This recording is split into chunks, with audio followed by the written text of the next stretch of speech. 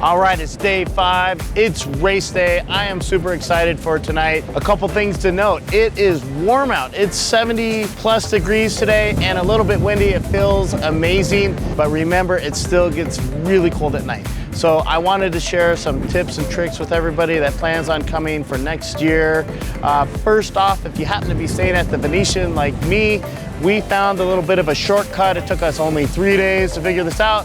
But if you're at the lobby and you take a right, there are some doors to the ride share. It heads out into the garage, and from there you go down Link Lane, and it will take you directly to the access point to the Paddock Club and some other viewing areas. For you, wherever you happen to be staying, even at the Venetian, make sure you look at where your tickets are for and plan out in advance how you will get there, because car transportation will be limited, especially as the day gets closer to the sessions, whether it's practice, qualifying, or the race. Also, some tips and tricks for packing.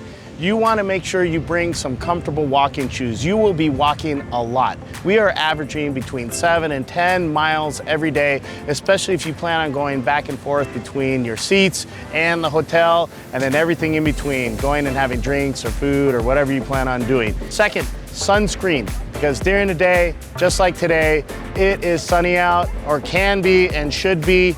It's also very dry, so bring some lotion and some sunglasses. Protect those eyes. When you're sitting in the stands, you'll want a hat as well to help protect your face and additional protection. At night, you want to make sure you bring some clothes to bundle up. It gets cold, 40 degrees and below, so make sure you bring some pants or something like that, a sweater, maybe a knit hat, a scarf, and some type of insulated jacket. You will thank yourself later for that, because it's not fun sitting out in that cold. There aren't a lot of heaters out here to keep you warm. Don't forget about water. It is a desert environment. It's very dry here, and then you have the sun that also compounds it.